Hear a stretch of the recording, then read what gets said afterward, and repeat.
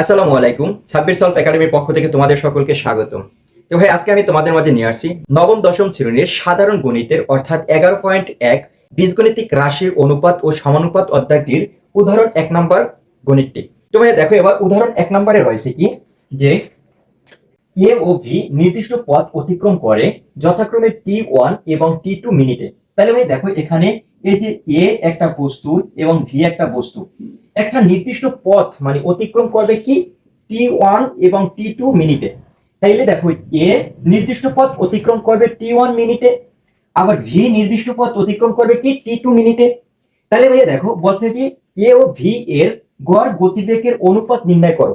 এই যে এ ও ভি একটা মানে পথ অতিক্রম করছে নির্দিষ্ট সময়, এই পথের মানে গতিবেগটার অনুপাতটা নির্ণয় করতে বলছে। তাইলে দেখো, এখানে আমরা জানি কি গতিবেগকে আমরা ভি দ্বারা প্রকাশ করব। এখন যেহেতু ভাই এখানে এ ও ভি দুইটার গতিবেগটাই বের করতে বলছে, তাহলে আমরা দেখো, একটা গতিবেগ আমরা v1 দ্বারা প্রকাশ করতে পারি, আর একটা গতিবেগ আমরা কি v2 দ্বারা প্রকাশ করতে পারি। তাহলে ভাইয়া দেখো, এটা কিভাবে সমাধান করবা। এখানে লিখবা, প্রথমে মনে করি এ ও ভি এর গড় গতিবেগ v1 ও v2 মিটার। দেখো ভাই, এখানে কি এ ও ভি নির্দিষ্ট পথ অতিক্রম করবে t1 এবং t2 মিনিটে। তাহলে এ ও ভি এর গড় গতিবেগের মানে অনুপাতটা বের করতে বলছে। তাহলে আমরা এখান থেকে লিখি, মনে করি এ ও ভি এর গড় গতিবেগ কি v1 ও v2। এখানে দেখো, এই যে এর জন্য গতিবেগটা হবে, এই এর জন্য গতিবেগটা হবে v1, আর ভির জন্য ভাইয়া গতিবেগটা হবে v2 মিটার। তাইলে ভাই লিখি এখানে, তাহলে টি সময়, তাহলে ভাইয়া এই যে t1 সময়ে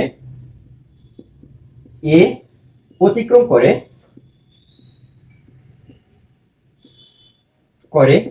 তাহলে ভাইয়া t1 সময় এ অতিক্রম করে কি v1 into t1 metre.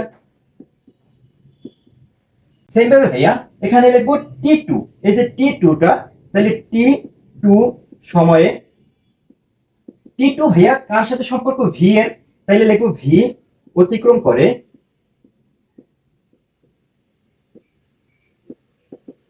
v2 t2 metre. তাইলে দেখো, আমাদের এখান থেকে আমরা নিয়েছি কি, মানে মনে করি এ ও ভি এর গড় গতিবেগ, মানে গড় গতিবেগ কত ধরেছে v1 ও v2 মিটার। তাইলে ভাইয়া দেখো, আমাদের টি সময়ে, এই যে ভাইয়া t1 মানে সময়ে এ, এই যে এ পথ অতিক্রম করে v1 এবং t1 মিটার। আবার ভাই সেম ভাবে দেখো, t2 সময়ে ভি, এই যে ভি অতিক্রম করে v2 ইন্টু t2 মিটার। তাহলে ভাই এখানে লিখতে পারি, প্রশ্ন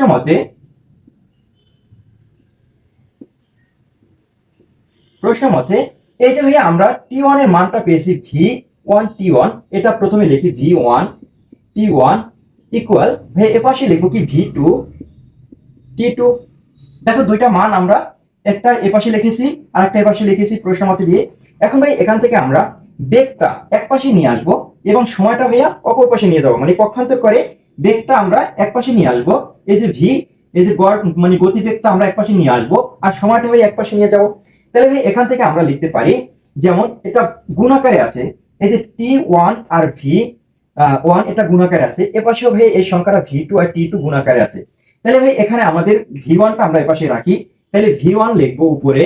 আর ভাই এপাশ থেকে আমরা যদি v2টা নিয়ে আসি পক্ষান্তর করে, তাহলে এটা আছে কি ভাইয়া গুণাকার আছে, তাহলে পক্ষান্তর করে এপাশে নিয়ে আসলে ভাগাকারে হবে। তাহলে ভাই এপাশে নিচে হয়ে যাবে v2 ইকুয়াল, এখানে ভাই আমরা কি করব, এই যে ভাই t2টা আছে, t2টা আমরা উপরে লিখি, আর এখানে ভাই t1টা আছে, t1টা আমাদের কোথায় চলে যাবে, এই t1টা নিচে চলে আসবে, আর ভিতরে ভাইয়া ইকুয়াল, এখানে ইকুয়াল দিয়ে দাও। এখন ভাই দেখো, এখানে গতিবেগের অনুপাত সময়ের ব্যস্ত অনুপাতের সমান, এই লাইনটা তোমরা ভাইয়া লিখে নাও। এখানে গতি বেগের অনুপাত সময়ের ব্যস্ত